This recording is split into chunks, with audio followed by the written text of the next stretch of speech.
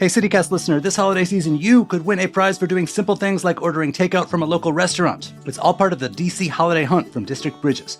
There are over $3,000 in exclusive prizes that you could win while supporting local businesses, completing fun missions, and crisscrossing DC, which, as you know, is one of CityCast listeners' favorite activities. And with no app required to play, it's easy and can be done at your own pace. Play now through January 5th for your chance to win. Just go to dcholidayhunt.org. Once again, that's dcholidayhunt.org. Happy playing.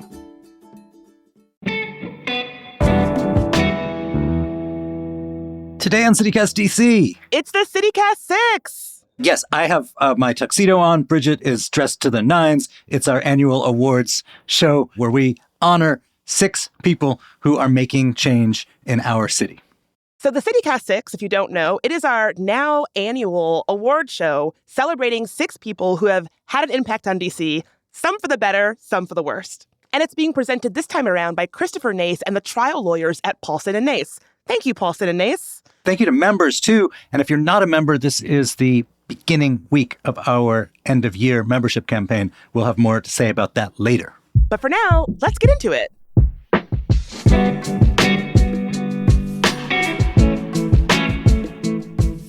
Today is Monday, December 9th. I'm Michael Schaefer. And I'm Bridget Todd. And here's what DC is talking about.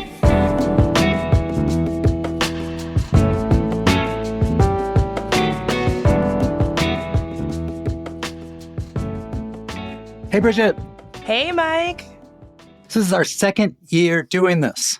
I know. I feel like the first time was sort of an experiment, but I'm excited because I feel like we've really refined it. If folks don't know what we're talking about, CityCast 6 is our version of like our end of the year awards where us, the people who make CityCast, our amazing panel, and you all, the listeners, all get to vote on the best of the best in DC. So first thing we want to talk about, city politics. Here was the short list we came up with. Trayon White, recently reelected DC council member from Ward 8, also currently indicted, alleged corrupt influence taker, and possibly not going to be in the DC Council from Ward 8 for all of 2025.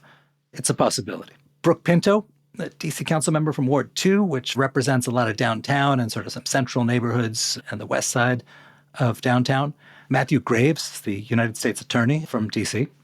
Ankit Jain, our newly elected shadow senator from DC. And the mayor of DC, Muriel Bowser, currently in her 3rd term.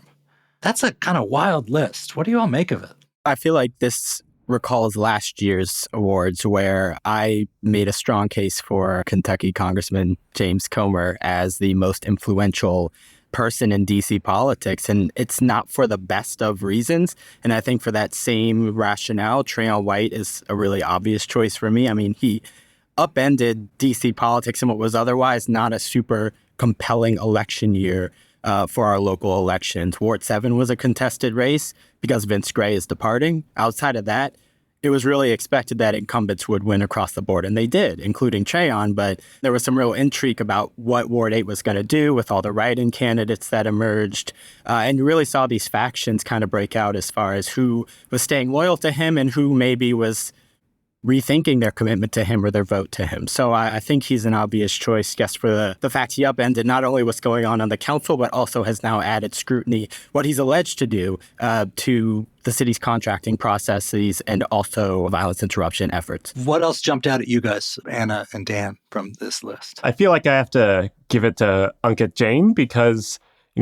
shadow senator is such an unsung role in DC politics, right? It is largely symbolic. It's a useful platform. It's a role that a lot of people may not understand how it works or what it does. And yet he was still able to draw enough attention to his campaign and this role that he was able to beat a well-known political fixture. I pay attention to what are signs of things to come in DC politics. And it's crucial to me that he's, I believe, the first Asian American or South Asian candidate elected citywide in DC, which I think speaks to the changing demographics in the city. Anna, do you have a favorite? Someone jumped out at you from this list? I think Mayor Bowser. Obviously, it's been a huge year for her and what could have potentially happened with the Caps and Wizards if they left DC. And she's really shown time and time again that she's not going to back down. It would have been a huge, huge loss, but I think that she's kind of shown that she's up for the fight, and I think she'll continue to do so when Trump comes to town. I had a thought with both the mayor and Brooke Pinto, who was also on our list.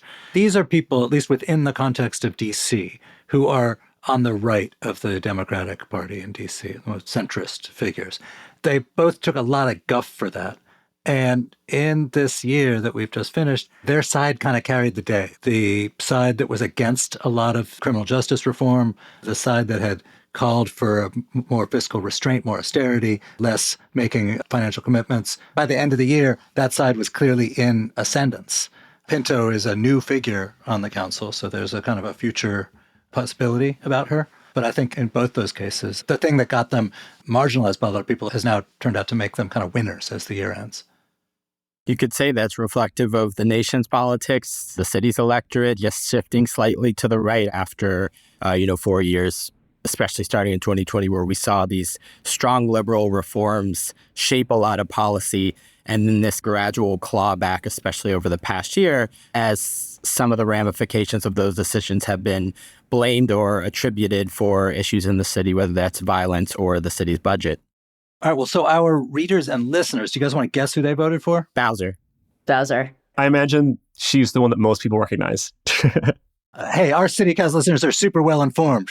They can tell you any of these people, but they did select the mayor. I think it was idealism over notoriety. I mean, I think it's a good choice, honestly. Like the downtown push, the Ted Leonsis spat, she's been front and center in a lot of ways, and she's managed to usually prevail in whatever she's sought to do. So it'll be interesting to see her in this Trump 2.0 era, where I think she's kind of had I'm not going to poke the bear posture. And once things inevitably ramp up, whether that'll be consistent or we'll see her go back to the version we saw where she's painting Black Lives Matter across the street in front of the White House.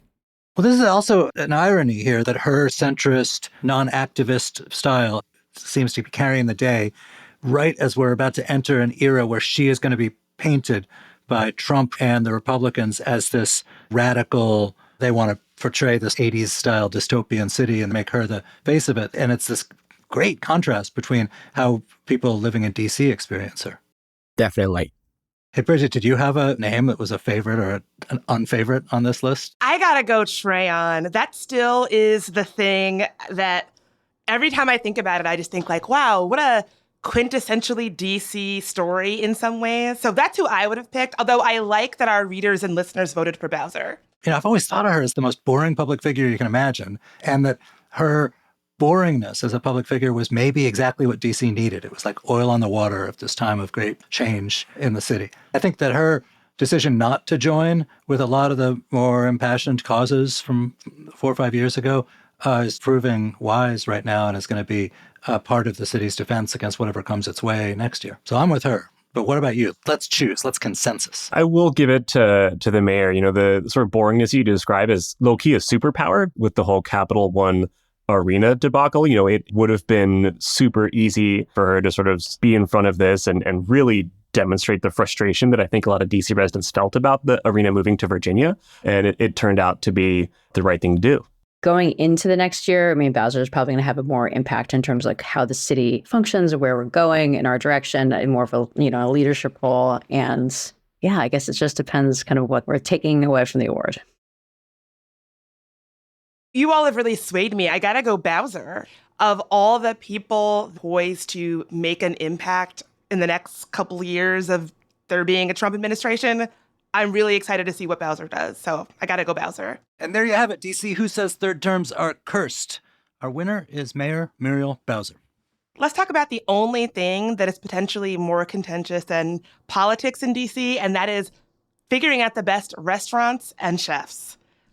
Our shortlist for CityCast 6 in the food and drink category is Michael Rafiti of Albi and Navy Yard, Isabel Koss and Matt Conroy of Pasquale and Capitol Hill, Jose Andres, who I feel like needs no introduction. Y'all know who Jose Andres is. Solomon Johnson of The Bus Down in Foggy Bottom, Giovanna Uriola of Colada Shop and Unido. Does anybody on this list jump out at y'all immediately? I'm a huge fan of Michael Rafiti. I know he's been getting a ton of awards this year, and at the James Beard Award, I think a Ramey Award. And so, he's definitely not like an unsung hero in any way. And I think some of these other chefs are kind of operating more on the kind of grassroots level and having, illuminating cuisines that we don't see very much. But he's also not a critic quarter. He's somebody who's a very heads down chef where you don't see him walking around the dining room in his chef whites. He's always working. And the way that he's elevating his Palestinian American heritage and really introducing Levantine food to DC. Like, I don't think a lot of us would know what that cuisine meant before he opened Albee. And that's another thing I really like about him is that, even though he does have a Michelin-starred restaurant, Albee, he also has 2 yellow cafes where you can go get a beautiful pastry and a halva latte, and all those things are done with as much care as a Michelin-starred meal at a more affordable price, which you don't always see. Dan, Michael, I see y'all both nodding thoughtfully. What do you think?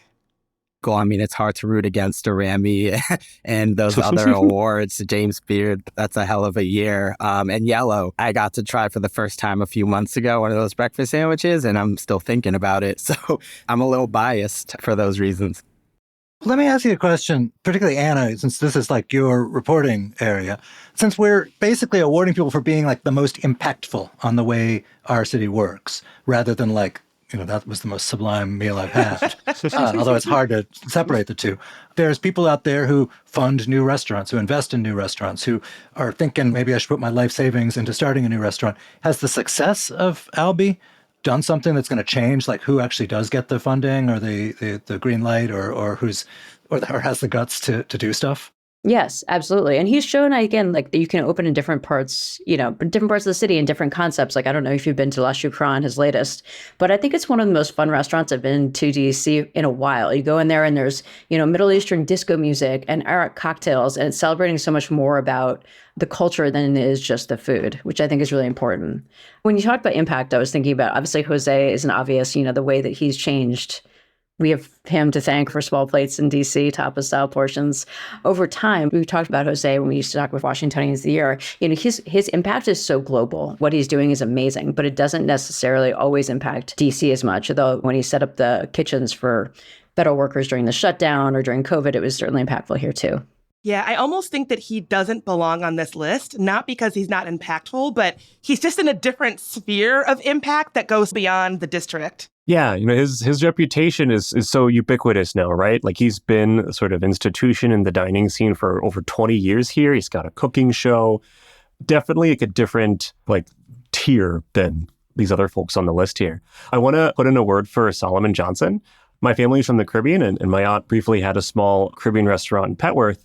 The Caribbean community here is very small, right? And so it's cool to see somebody trying to sort of bring more attention to that cuisine and also to elevate it, right? His restaurant, The Bust Down in Western Market, is sort of Pan-African, and it's tracing the lineage of food from Africa through the Caribbean and beyond. Anything that brings more attention to that community and makes it more part of the DC story, I'm here for it. I think the cannabis element is really interesting too. How he's a trailblazer in the cannabis cooking community, and for holistic purposes, to use that in your culinary art. That's kind of like also the next frontier of kind of exploring that in DC. I know we were saying that we were not making this about like, oh, I had a really good whatever there, but I will say the mac and cheese, they have a gangster mac that will knock your socks off. I don't want to forget about Yavana. I was a judge at the Embassy Chef Challenge this year, and her food was just incredible. And she also just won the Capital Food Fight, which was a big deal. She's a huge talent. I think she was kind of not really recognized as much, even though she was doing an amazing job at Cafe Unido. And, you don't find a lot of Panamanian cuisine in DC. So it's really cool to see her elevate that cuisine. Now she's part of Colada Shop, which is also a woman-owned and run venture, really kind of expanding on the DC area. So she definitely deserves accolades as well. Colada Shop reminds me of something you were just saying, Anna, of like, I don't know, sometimes the food experience in DC can feel a bit like, stuffy. And I just like these restaurants that make it a more fun experience, that you can go and it feels accessible, it feels fun, it feels lively. I just really like that a lot of these people are bringing that spirit to DC cuisine. Yeah, absolutely. And a place that you can go and have a really good meal. And, it's not cheap. Nothing's cheap these days. But you can go and have a great meal and get something under $20, which is difficult. You know what? We also didn't talk about Matt and Isabel Cost, but I think I was going to say they might be one of the peoples that reader readers voted for because they really are shaking up the scene with Lutece and with Pasquale. I mean, they're just huge talents. And, they're taking the Popal group, which has been around DC for a long time, the Afghan family run restaurant hospitality group. And they're really, she's also, her story is great individually, being from Mexico City, coming to New York, without papers, working in some of the high-end Mexican restaurants in New York, and then kind of, becoming this star, becoming a food and wine best chef in America. She's also advocating for immigrants' rights on her social media, all this talk about mass deportations. So definitely somebody to watch as well. Dan, Michael, what do you all think? I mean, it's such a good list of folks making DC more delicious. Where do you think our readers and listeners stood? I'm going to guess Michael Rafiti because all I hear about lately is yellow. That feels almost as ubiquitous as like Haleo was 20 years ago, the way people talk about it. Well, Dan, you are right on the money with this one. Our listeners and readers chose Rafiti as CityCast 6 in the food and drink category. And that's such a good comparison of like, who was doing something in the food and drink scene that like you think is going to have that lasting staying power and going to be the thing that we're talking about in 10 years time. Yellow is all I'm hearing about. I've tried to go twice, and each time the line, it was like too long of a wait. So I've abandoned plans to go twice now. So it sounds like our consensus for our pick, maybe it's Jose and also Rafiti. What are we thinking? My pick was Michael. I think Rafiti, yeah. I'm Rafiti all the way. So it sounds like we have a general consensus. Our winner for food and drink is Michael Rafiti.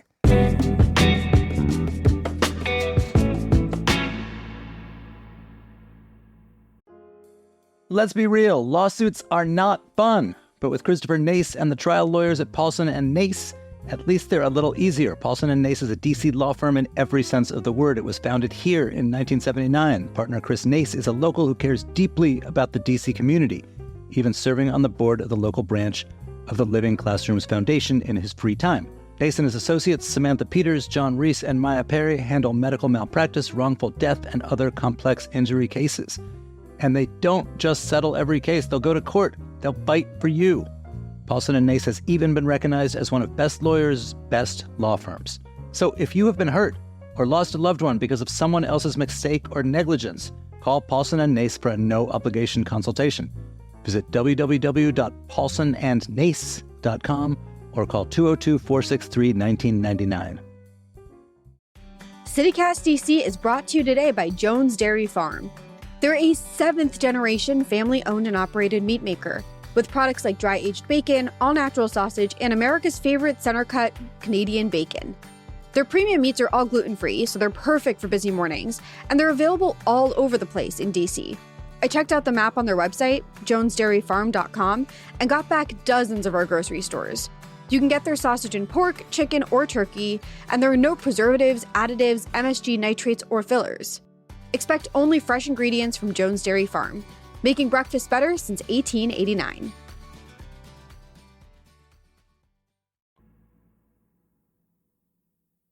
So, Mike, CityCast 6 is a lot of effort, which I am a lazy girl. I don't always love things that are a big effort. But in the end, I actually do think we made something that is useful, that says something about this city of ours. Like, I really am proud of what we do with CityCast 6. Well, that is the work, man. And I think one of the takeaways from our conversation with our panel is how much we all value local journalism. Like, we deserve thoughtful coverage of our community. It really matters. And if you are listening and you agree, a great way to put that into practice is by supporting CityCast so that we can continue to do these big, effortful, swing for the fences projects like CityCast 6 by becoming a member. It'll connect you to your neighbors, and it'll also free you from having to listen to me and Bridget make pitches like this. I know, pitching is awkward. It's awkward to say, like awkward to ask people to give us money. It might be awkward to hear, but you have to push through that awkwardness. And if you want to hear less of it, become a member. Because you get ad-free listening, among other things. You also get a tote bag, people, a tote bag. I have actually seen the tote bag, and I can confirm it's very cute. So we did that episode where we talked about the bag rule at some supermarkets. Would you be allowed to carry this bag, or is it too big? Oh, that's a good question. I was just in that Giant. Y'all know I have a thing with that Giant in Columbia Heights. I'm going to take my CityCast tote bag into that Giant and test it out. And you can too if you become a member, because you will get the tote bag. Mike, how can people become a member? All right, so all you got to do is join us at membership.citycast.fm. It's $8 a month or $80 a year, and you too can have the thrill of knowing that you have helped pay for local media. And again, this stuff really matters. We deserve thoughtful local media in DC. Thank you so much for listening. And all of y'all, deeply, thank you so much for being part of CityCast DC. All right, hey, let's talk about food for the soul, too, which is how we can talk about our arts and culture category. The short list is a pretty diverse array of genres. The team behind the 51st, which is the new website focused on DC news. The team behind the Go-Go Museum, which is, as the name suggests, a museum honoring the history of DC's homegrown music form. Jason Reynolds, who is a young adult novelist, a prolific, wildly popular young adult novelist who maybe gets less attention than he ought to. He's a DC native and is best known for the collaboration with Ibram X. Kendi, Stamped, but tells a lot of stories about young people and people out of the Black community in DC that has maybe been overlooked. The Flower Factory, which is monthly dance parties. It is sort of a new look in queer nightlife in DC. And the artist, designer, and muralist Kelly Towles is the fifth person on our list. Who's got thoughts of folks who jumped out at them? I love a good dance party, so I already have to shout out Flower Factory. I've been to one of their parties, and it was pretty fun. And I have to shout out anybody who is doing something new and fun in DC. I feel like people are quick to be like, oh, DC doesn't have fun, queer, weirdo dance parties. And that is not true. So I have to shout out anybody who is really shaking up that area.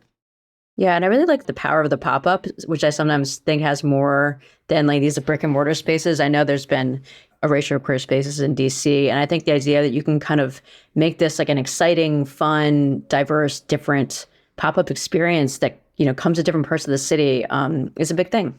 Yeah, a few years ago, I wrote about where the gayborhood was moving in Washington. 'Cause historically it was in DuPont Circle, but it's sort of, some people say it's moved further east towards Shaw, and other folks I interviewed said it's sort of everywhere now, right? And I think Flower Factory really reflects that. Ultimately, the goal is that every neighborhood should be a welcoming space, capable of holding space for the LGBTQ community. Anyone who's listened to me and Bridget's argument about this will be not surprised, but I have really mixed feelings about Go-Go Museum. I think it's actually awesome that there is a Go-Go Museum. And I think it's awesome when any genre or subgenre of music is studied and appreciated and so on. There's been a tendency in DC in these years of gentrification to kind of take aspects of like Black culture in DC and like put them behind glass as if they are no longer a vibrant thing, but are like a museum piece.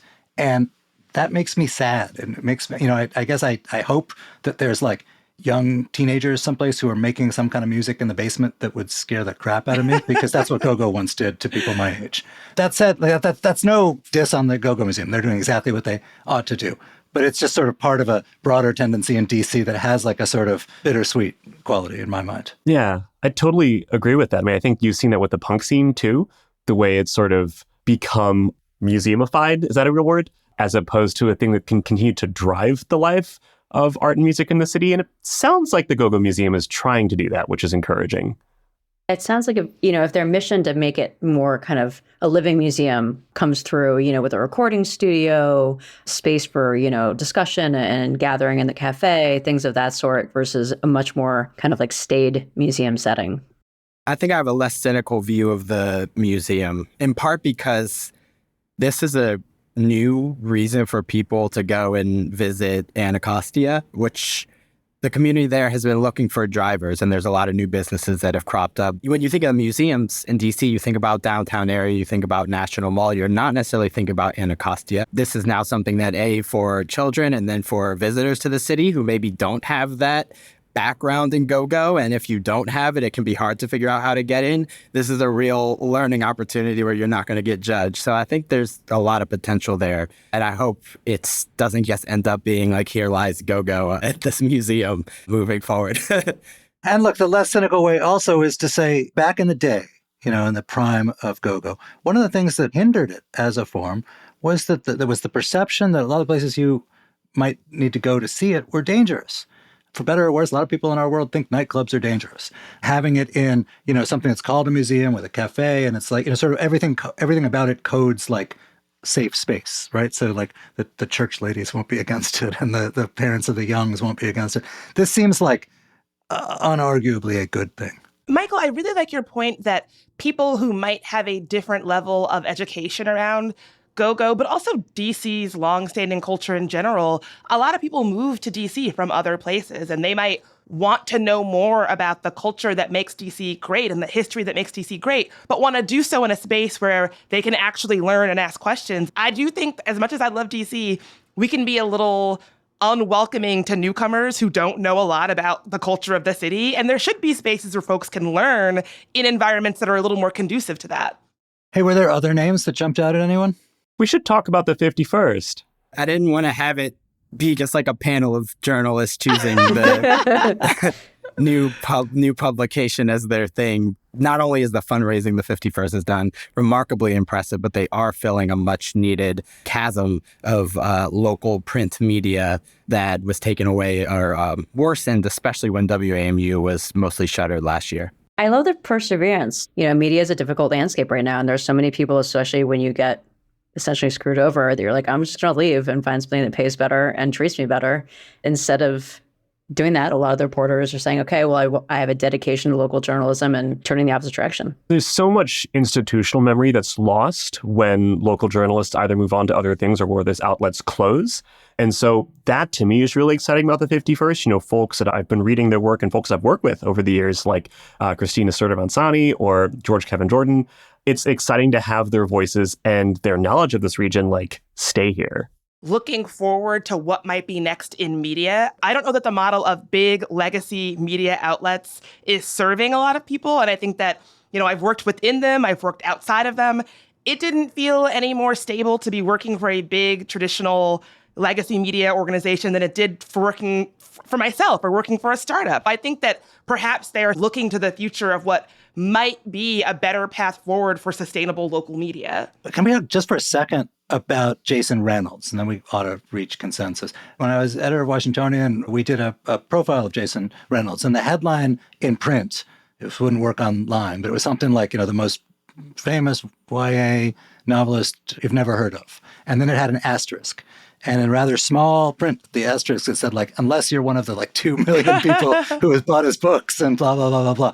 But some people who saw only the big headline and didn't follow the asterisk and see our witty deck, wrote furious letters like, how can you say no one's heard of him? And, he's the most famous. But there is still a kind of a surprise among some people that he lives in DC, which makes me wonder about the impact category. Is there a literary scene around him or trailblazed by him, or are young novelists, comics artists finding desire to live someplace else? That's such an interesting question. People don't necessarily think of the district as a place for creative professionals, so writers, artists, things like that. But I just like the idea that there are certainly creative professionals here, people who make their living writing and making stuff. I think it's surprising to find that somebody who has this kind of a writing career is in DC, but I don't want that to be surprising. I want that to be commonplace. So our readers, in their wisdom, and also because I think we index pretty heavily for news consumers, picked the 51st. What about y'all? Well, now that I know that they picked them, I suppose I would pick them too. Yeah, I'm with Flower Factory. Bridget, you convinced me. I think just pushing new and exciting and opening and welcoming forms of nightlife seems like an achievement in and of itself, particularly at a time of sort of infinite options of what to do. And I think as we're going into what might be a couple of years of dark times, people who are really doing the work of creating those intimate spaces where folks can have community are going to become more and more important. So I'm also going Flower Factory. Yeah, and I also have, it's a proof of concept too. I think the Go-Go Museum is a great contender, and I'm really excited to see it open and see people use the space. That's going to happen, later this year. So maybe going to Flower Factory is something that already is kind of is a little more tangible. That's very fair, actually. All right, well, there is our consensus. The winner, Flower Factory. Well, speaking of dance parties, let's talk about music in DC. Our shortlist for the music category is Kat Janis, who is a singer-songwriter who released her song Dance You Out of My Head on TikTok in January of 2024, 4 days after beginning hospice. She has a very heartbreaking story, but has really been making a lot of national moves. Donut Run, a Tacoma Park-based vegan donut shop owned by local punk rockers Nicole Dow and Jason Toner. Haus de Fuhrer, a local DJ collective expanding rave music in DC, run by Olivia Osborne, Kabir Khanna, and Madeline Johnson. Eco Astral, a pop punk and noise band described as mascara mosh pit, which I love. David Combs, a musician and booker for Rediscover Fire that books acts at clubs like Black Cat, Comet Ping Pong, Quarry House Tavern, a real fixture in the music scene. Nino Pade, a 22-year-old DMV crank rapper, which is kind of like a drum-centric, drill-esque style. And then, last but not least, Nucci's Live from the Front Porch. I should add that this was added after polling ended, so readers could not vote for this. It was sort of a late contender. Nucci's Live from the Front Porch is like a front porch-based concert series where this musician, Nucci, hosts live performances from his porch that are very intimate, laid back, kind of a front porch vibe. It's been described as DC's version of Tiny Desk. And those are our nominees. I'm a little torn on this one between Donut Run, mostly because I love their donuts and their connections to the punk scene, but also David Combs. I live walking distance to Quarry House Tavern, and the past couple of months I've been shocked at the kind of acts who are coming through there. National touring acts. And one of my favorite artists, Kississippi, was there. The last time I saw her, it was the Fillmore opening for Dashboard Confessional. Wow. So to see her in this little tiny room in the basement was a trip. And it sounds like that's a big part of how David does bookings, like combining these local, sceney kind of shows with larger, more national acts to sort of elevate DC's local music scene. I will say that Combs is probably the most like local, sceney like person. Like I did not recognize his name immediately on this list. However, he was nominated by multiple people. You know what I think, you guys? A minute ago, I was talking about how I hope there's young people in a basement someplace making music that might horrify me, because I am no longer a young person making music in a basement.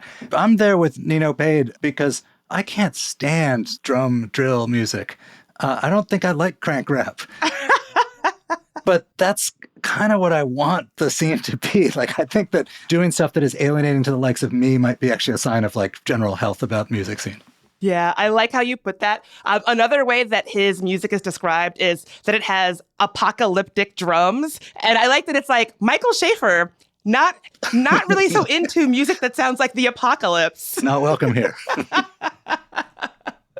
I was just going to say, I'm dissenting from Michael's Nino Pade opinion here. I mean, I threw on his April album and just realized I didn't turn it off. Like, I was just really enjoying what I was hearing. I didn't know Nino before, but it seems like he's really expanding the reach of DMV rap. I do think Kat Janice, that story is quite compelling, hard to beat. And I think the song Dance You Out of My Head is just like a real earworm. To do all of that for your child is extremely special. And the song that you're referring to, Michael, has this line, "Dance Until You Love Me," that she and her son would randomly sing over and over again during a drive. So it's really hard for me to not be connected and moved to that story. Yeah, and I think also the fact that she passed away in February too, like in terms of keeping her legacy alive, is really important. I also thought Nucci's Live from the Front Porch was a great late addition. I'm sad readers or listeners rather didn't get to vote on that one because they have had some really incredible names. I was just looking at their Instagram and they had Corday and Anderson .Paak doing a go-go inspired version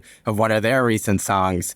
And just seeing the other names that have been connected, and you're boosting the DMV, you're boosting DC by creating this platform. So I was kind of blown away because I didn't realize the extent of who had been involved. Yeah, let's talk about some of the artists that they've had. Jadakiss, Chance the Rapper, Robin Thicke, Craig David, the Junkyard Band. So these are like big acts performing on a porch in DC. Yeah, I mean, you see a post on Instagram with Nucci's and then like Corday and Anderson .Paak are tagged in the post and it's showing up on all of their pages. That's like the reach there for Go-Go is pretty amazing and it just sounds good. I mean, I think it's really cool this is happening. Yeah, and it's the opposite of putting it behind glass, as we were talking about before with the museum. It's really bringing it to life and bringing it to a wider audience. Well, as a certified rave rat, club rat, I have to shout out Haste Führer, the local DJ collective that is expanding rave music in DC. I have always felt like DC has had a pretty good, rave electronic club scene. When I was 16, I used a fake ID that belonged to my cousin to go see Thievery Corporation in DC. This was many years ago. DC's been a powerhouse of that style of music for a long time. It might have fallen off for a little bit, and I'm happy that we've got these local DJ collectives really trying to expand that type of music in DC because it has such DC roots. All right, Bridget, who won among our general public? The winner that our readers and listeners voted for was Combs, the show booker for Rediscover Fire. What do you all think about that? Is that surprising? Wow. A real sleeper, huh? I like that because, somebody who usually operates behind the scenes is getting the recognition they deserve. Agreed with Anna. I didn't necessarily expect someone behind the scenes to win versus an artist, but our listeners are savvy, clearly. Yeah, and I think this is someone who's doing a lot to keep the scene vibrant and going. So what are we thinking? What is our consensus here? I like New Cheese. I'm into New Cheese, too. So while our readers and listeners voted for David Combs for most impactful for music, I'm calling it sounds like our winner is New Cheese.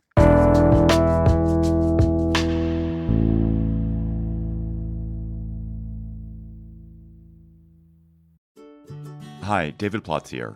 I'm the CEO of CityCast, and I want to talk to you about becoming a member of your local CityCast. By now, you've probably heard the team behind your local podcast talk about why you should become a member. But I want to tell you why I hope you'll consider becoming a member. We started CityCast because we believe cities are amazing and that they're at their best when they're full of passionate people who know what's going on and are actually engaged in them. But it's pretty hard to know what's going on in your city and how to be part of it and how to change it.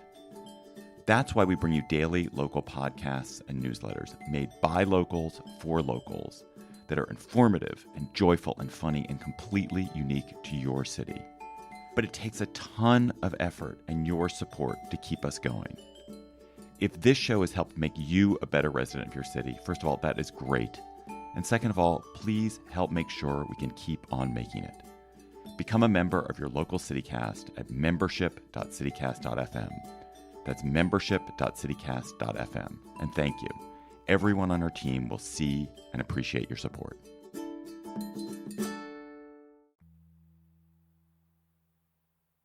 Well, moving from cool people concerns to other concerns, our fifth category is business and development, which is a big year in DC. And we have some interesting names. Ted Leonsis, the owner of the Wizards, Mystics, Capitals, Go-Go, a man we thought a year ago was about to leave town. L. Louise Lucas, a member of the Virginia legislature, who is largely responsible for those teams not leaving town because she shot down Virginia Governor Glenn Youngkin's scheme to pay for this new facility that was going to lure Leonsis' teams across the river. GameBet and Intralot. GameBet was the ill-fated company that runs DC's gambling platform to widely not liked effect. Adrian Washington, the developer of low-income or affordable housing, who announced end of the summer that he was closing up shop. And the reason he said he was closing up shop was that he couldn't afford it because of a lot of the COVID-era restrictions on landlords in terms of being able to push out people who aren't paying rent and so on. This triggered a great wave of shirt renting and so on in DC, where these sort of two big impulses were in collision. One impulse saying we got to build more housing because of unaffordability and scarcity is a crisis, and the other saying we need to protect the people who are at the bottom rung of society and were kicked around. And then lastly, Amtrak, our national railroad system, which in DC is the entity that controls Union Station, which is supposed to turn into something big and new and attractive and anchoring a whole neighborhood. What names jumped out at you all from this list? For me, there's really no competition for Eloise Lucas. Her story is amazing. Going from working in the shipyards in Newport News to becoming the head of the Finance and Appropriations Committee in the Virginia Senate, her grasp of the internet and social media is amazing for anyone, let alone someone who's old enough to be my grandmother. I will never forget the picture of her at the end of the Capital One saga when Glenn Youngkin is in front of the state capitol saying, well, the deal fell apart. And she's just up on a balcony behind him looking like, that's right. I want Youngkin to know it was me. It was amazing. That was some Game of Thrones stuff right there. I think my colleague at Axios called her Youngkin's kryptonite. And the next day she dressed in a kryptonite green outfit and posted herself. And she's just amazing. I totally agree. And, I think, she really is the reason the Caps and the Wizards are in D.C. If it was up to Leonsis Foley, I don't know if they would have stayed, but she really stood as what she called herself a roadblock. And, had she backed down, Democrats looking to compromise with Youngkin might have pushed through, but she stood her ground, and we have her to thank. Yeah. You usually think about lawmakers outside of D.C. who impact things in D.C. There's a negative connotation. Oftentimes they're trying to meddle in laws. They're trying to overturn how we're doing things or what have you. And in this case, you have Eloise Lucas, who at least for me, I'll speak personally, was not a name I was super familiar with before the stadium saga. But I think now for a lot of people who follow what's happening in D.C., she is someone who is a pretty central D.C. figure, at least as far as that story is told.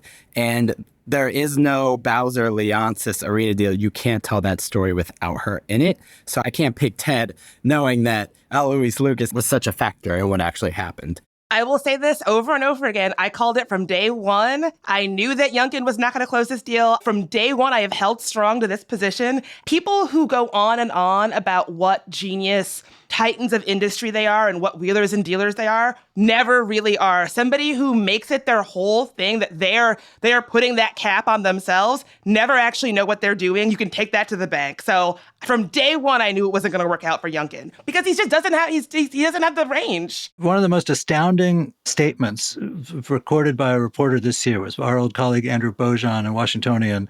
He interviewed Leonsis after the deal fell through. And Leonsis said it was a lot easier to do business with the District of Columbia than Virginia, which, for historic reasons and governor claiming to be a business guy reasons, was just incredible. That should be the man's political obituary. It won't be, but it ought to be. If there was any justice in the world, it would be. I thought it was telling that when asked about her motivation, Senator Lucas wasn't just talking about things for her constituents. She noted that for the first time, all of the leadership in the House and the Senate in Virginia were Black officials. She knew that if this stadium deal went south and it was, if it wasn't in fact as bad a deal as she worried it was, that the blame would go to her and her colleagues and not to the governor. And so in that way, I think she did understand the specific power that Glenn Youngkin did have to pass the buck. Anything else about the other names that jumped out at anybody? Well, speaking of trains, Amtrak remains unstoppable. But are they startable? When is this? When is their magic future going to get here? I think it's also another wait and see thing, right? So we're not going to know what this Union Station revitalization neighborhood looks like until it's actually happening. The train's taking a while to leave the station on that one. In a similar way, Anna, the Adrienne Washington pick, which was a very savvy nomination by Loose Lips, Alex Coma, we probably won't see the ramifications of the housing crisis. We will see it play out in the coming months and years, and maybe then it'll be a little easier to tell the impact here. NDC had just finished a new condo building across from the Tacoma Metro Station, which I pass by all the time. He lost it when the company folded, and it's just sitting there empty now. It's a 5-story building ready for move-in. It's going to be like that. And I think that's sort of, the irony of this, right? We have this housing crisis, and here we have a building that no one can live in. Well, all right. Sounds to me like we are exactly where our readers and listeners are, which is Louise Lucas. That brings us to our last category, local hero. This is by definition, amorphous category, but we looked around for people who are making an impact in ways that we hope will inspire other people to just be good. And our shortlist for repeat appearance for the 51st, the news site. There is Jaden Daniels, the quarterback of the Washington Commanders. If nothing else, he is going to be a local celebrity until he isn't. It's been a while since a local football player has occupied the kind of role he has as a civic hero. Well, thank you very much. Someone has nominated the CityCast DC team. You deserve it. Yeah. That's it. It's over. Show over. That's all for today. DC Public Libraries, Girls Rock DC, which is a program for young people to play music, Raya Kenny, who is trying to get a women's World War II memorial on the National Mall, and Truth in Common, which was founded to fill a gap in media and do digital literacy training at a time when we sorely need it. Well, right off the bat, I volunteer with Girls Rock DC sometimes, so I'm a little bit biased. I think it's great to have a program where young people can explore music. You know, maybe they're making that next new genre that's going to scare Michael Schaefer, and it's being made by an 11-year-old with a guitar. You're talking about the next room in my house. No, your daughter does. Your daughter is like a rocker. You've got a rockin' girl in your house as we speak. Jane Daniels, I mean, the excitement generated around the Commanders, thanks to Jane Daniels, has arguably the play of the entire year so far with that Hail Mary pass he threw. And the excitement's palpable. It goes beyond just like what people are saying. Like you have Mayor Bowser and Governor Westmore having a friendly wager over Ravens Commanders. And there's a sense of optimism that comes when your city's football team is doing well. Jane Daniels is a huge reason to thank for that. I'm a Ravens fan personally. I'm from Baltimore, but I've been in awe at what I've seen from that rookie QB. To see the football story in DC go from hating Dan Snyder to actually having a positive feeling towards somebody. And that always a healthier thing to do. So I support that. Though I am an Eagles fan. I also support that. I mean, I grew up in DC, so being a Commanders fan, but I also think that, you know, he's doing the job he gets paid to do, doing it very well, unlike a lot of other DC football players but it's not necessarily stepping out on a limb in some ways that these others were considering. Yeah, I think it depends how you define local hero. You know, like it is, I think, as a Washingtonian, like who remembers, you know, glory days of football teams, it is, I wish there were other things that would unite us, but the football team is the rare thing that any two random people can talk about. And I guess we never stopped, but the conversation was always this sort of nasty, noxious, negative one. I don't know that much about sports, but I like listening to sports radio sometimes. And even when they lose, the people calling into sports radio are making excuses why it wasn't that bad. So that said, he is paid handsomely to do it. And, you know, with a lot of athletes being heroes, there's an expectation that like you'll set up, you know, a soup kitchen or something, you know, you'll set up some charitable thing that uses your fame and your wealth to like do good for others. He's a rookie, to be fair. No, I'm not saying like, you know, you're 9 weeks late on that. Daniels, come on, get to it. I just mean like that is often a thing that puts athletes on lists like this. And for a lot of very obvious and logical reasons, that hasn't happened yet. True.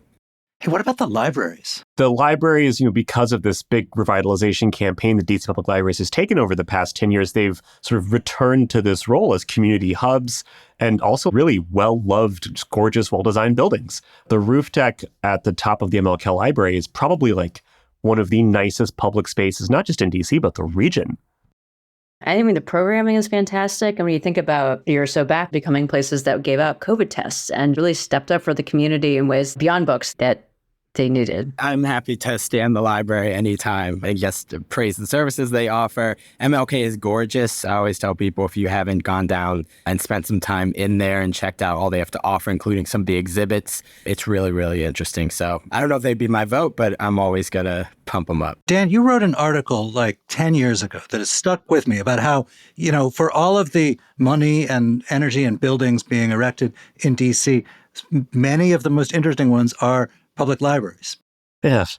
And I think it's especially powerful that the Gregory and Bellevue branches were designed by David Adjaye, who is not only the, you know, architect of the National Museum of African American History, but is also like a Black architect, right? And I think it's important for like kids to see that, right? Here is this beautiful, big public investment in your community that was created by somebody who looks like you. That's a really powerful message to send. Anyone have another name on our list that is worth explicating? I didn't personally know about Raya Kenny and her efforts before this, but I think it's really cool. I had no idea that on the World War II memorial, there's only a small plaque to the 19 million women who stepped up on the home front. And that's a tiny part of acknowledging their huge effort. I think it's really important when we think about local impact. Maybe that doesn't have the same thing as a DC Public Library or even the 51st state. But I think that's definitely, you know, I want to read a whole story about her. We've actually had her on the show. There we go. I'll listen to a whole podcast. Well, as much as it pains me to say this, I think we got a pick from among these heroes. Well, obviously, CityCast DC. Obviously. Done.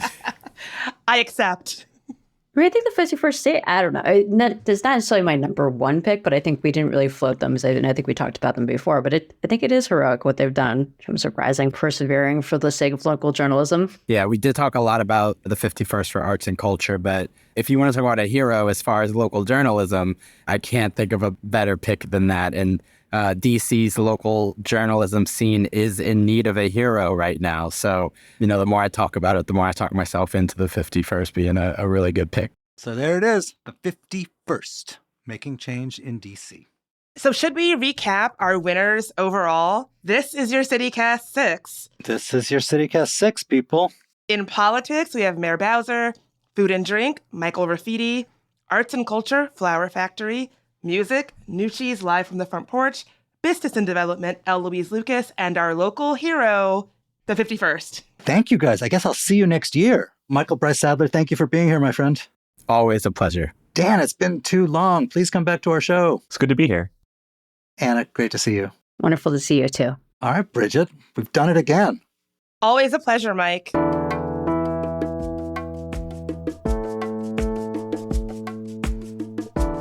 That's all for today here on CityCast DC. If you enjoyed the show, tell 6 friends about it. We'll be back tomorrow with even more news from around the city. Talk to you then.